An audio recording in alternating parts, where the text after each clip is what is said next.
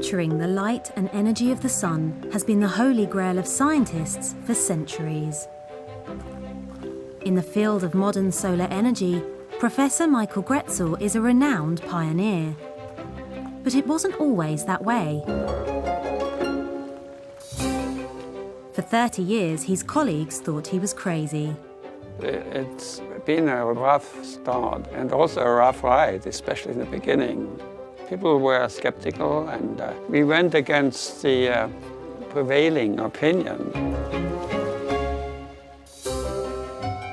When Professor Grätzel started out, solar technology was based on silicon panels. But he had other ideas.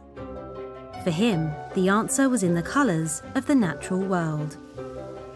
I always feel very happy, surrounded by green trees in my orchard. And I love nature. I was inspired by the natural system. Nature has its own way of converting sunlight to energy through the process of photosynthesis. Grätzel started researching how he could imitate that process to create a source of sustainable energy. I was passionate about finding systems that would produce electricity from light by not exactly imitating natural photosynthetic systems, but taking the most important cues from the photosynthetic system. His pioneering work was based on a simple principle. The pigment that gives every plant its colour is also the chemical that converts sunlight to energy during photosynthesis. Based on these colour pigments, Grätzel created his own dyes. Today, they help make the Grätzel dye-sensitised cells, and they work like this. Dip a piece of conductive glass coated in titanium dioxide into mashed up raspberries. The resulting pink pigment makes a great anode.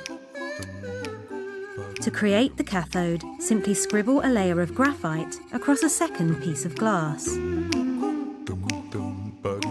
Add a couple of drops of iodine to complete the circuit. Expose it to light to represent the sun. Excited by the sunlight, the electrons then flow out as an electrical current. And there you have it, a fan powered by a raspberry juice solar cell.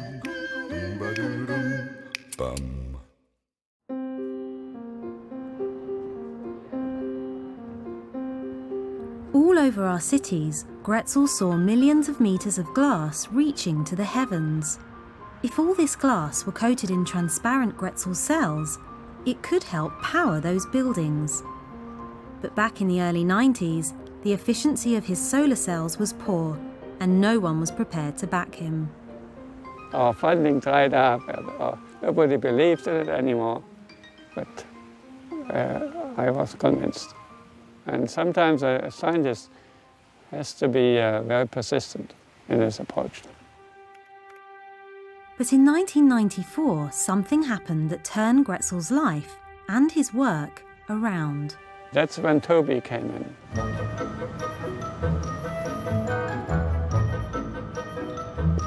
I'm Toby Meyer. I am now CEO of Solarnics. Before that, I was doing my PhD work in Professor Grätzel's lab. Ah, bonsoir, Professor. Bonsoir. Working side by side with Toby, Grätzel was faced with the challenge of improving the performance of the solar cells. And they still had to deal with the skepticism that often comes with the promises of new materials.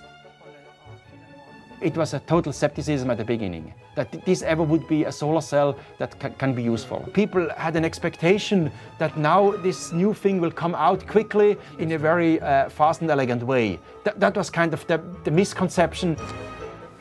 So, to win people over, the partners improved the efficiency of the synthetic dye, enabling them to deliver real products.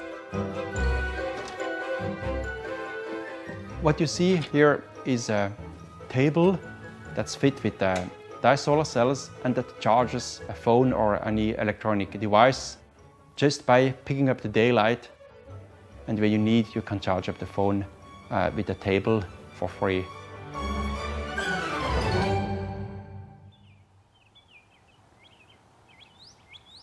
Grätzel's work began 40 years ago with a simple idea and a lot of ambition in his sunlit orchard.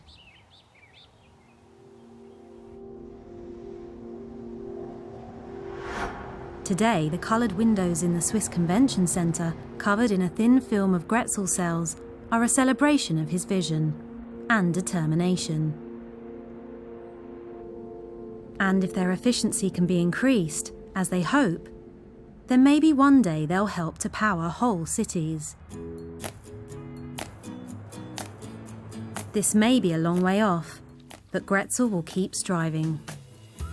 And you know, learning for a scientist, that is the opium. It's our opium. Understanding and learning should never finish. So merci beaucoup. Voilà.